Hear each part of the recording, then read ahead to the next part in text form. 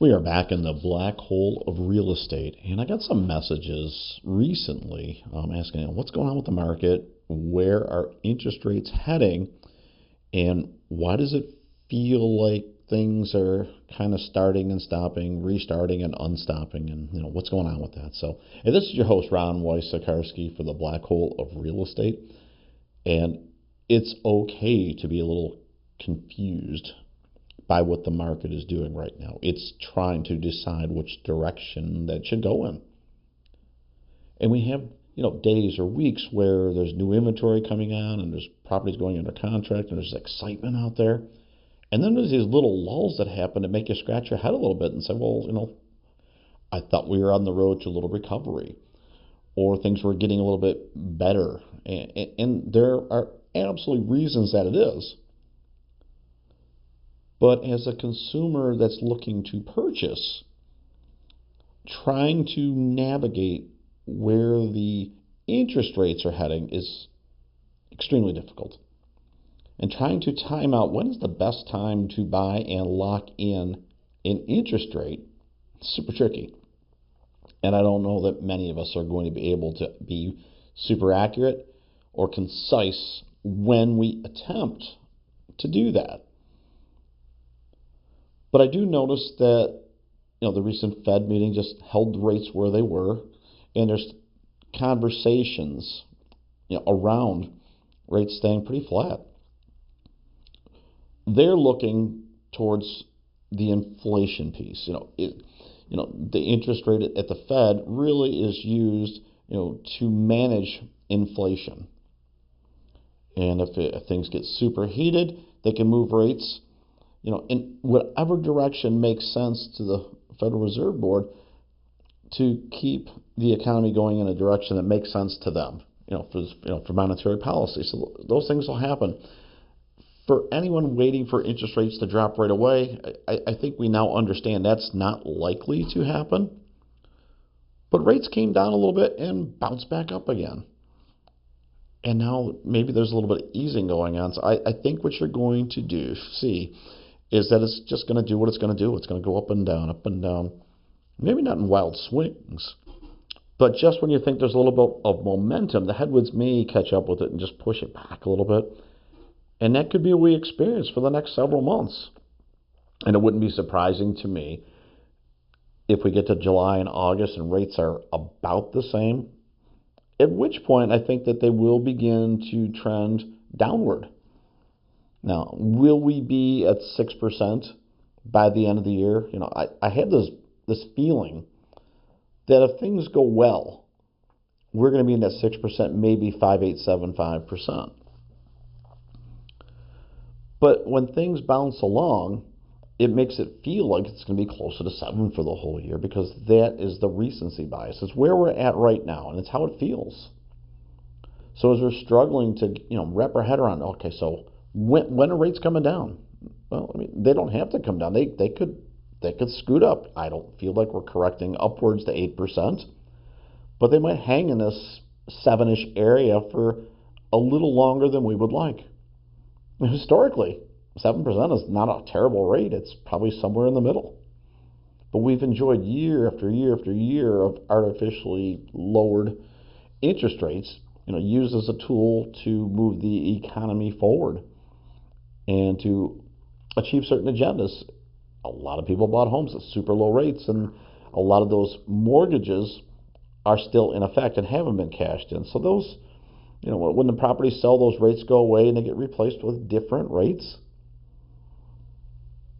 But it's not unlike what we've noticed in other markets, maybe not when the rates were down at 2 or 3, but 4, 5, and 6, trending back upwards. It's happened before, and it's likely to happen again. I just don't think it's going to happen rapidly. I think we'll see a steady decline over the next year, maybe 8 months. I think by the end of the year, you'll start to notice the direction a little bit more, and it'll feel different. But I don't know that right now we're going to see it dramatically drop in March, April, or May. If we get a little reduction, I think that would be great. But I do believe that these next few months are going to be gradual until we can get a better sense of where we are with economic policy. I mean, there's been a lot of change. I mean, you would almost have to have been asleep for the last 8 weeks and not notice executive orders and changes to the economy. And certainly the tariffs are being talked about. And what is going to happen with certain government programs, it's almost impossible not to have noticed that. So that causes uncertainty. And even if the rates were a little bit lower right now, the uncertainty is going to cause some people to pause and hesitate.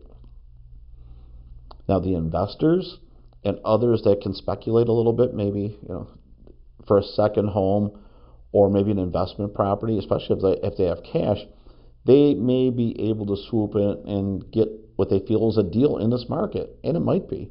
I mean, there's a real possibility that rates come down by the end of the year and that prices by the end of the year have gone up, not down. So buying today could absolutely be a deal. I mean, it's real. And there's enough people out there making purchases right now to suggest to me that even if they weren't chasing the ultimate great deal, people still want to move. And in most markets, people will move regardless of interest rates or economic conditions.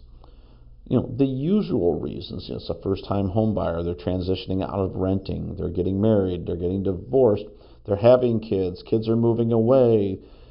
Grandparents are getting second homes, or they're moving to a place like Florida.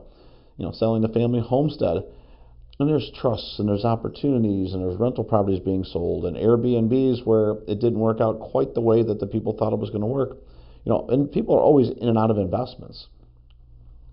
But the usual things, married, divorced, having kids, kids moving away, and yes, when people pass on, those are the reasons that people will move or sell properties regardless of market conditions. And that's what's going to drive the mainstream of this market. The rest of it will certainly be predicated on opportunities for if prices have wild swings. Maybe the investors and flippers hop back in a little more aggressively. If prices try to trend upwards, maybe people will buy sooner in the hopes of getting a better price than they would, let's say, 6 months from now. But when the rates do come down, and they will at some point, that's going to increase purchasing power for most consumers. And that's where the movement is going to happen. So if you are in a situation where you're looking to sell, armed with this knowledge, pricing the property pretty close to where it's going to sell is going to be an advantage to you, and you could get multiple offers and get full price. But we're also in a market that we've seen before where properties could linger in a market for 3, 4, 5, even 6 months. Some of them expire after 6 months unsold. So pricing it too high right now, it probably is not in the best interest of most sellers. And for those buyers thinking they're getting money off, we talk about this all the time. Just because the listing price is $400 doesn't mean it's worth $400. And if you get it for a lot less, it just means it was never priced that high as far as market conditions. It's just where somebody felt they would place it and position it for sale. For me, I want to make sure that we're having these conversations often as possible. Can we see around corners? Can we tell where the market is going? I believe there's some indicators that tell me that it will ultimately be a little bit better year this year than last year, and that rates will come down. We can see it in the inventory increasing a little bit, but we also see that the sales are, from what I noticed in my area of the market, are increased a little bit over last year. And last year was a rough year across the board. So I think we see some slight improvement as far as sales. I think we see some slight improvement as far as price, and that rates will trend in a lower direction over time by the end of the year. So we're a couple months into the year.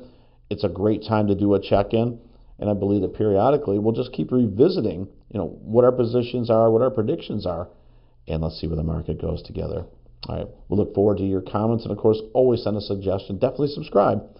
This is your host, Ron Wojciechowski, for the Black Hole of Real Estate.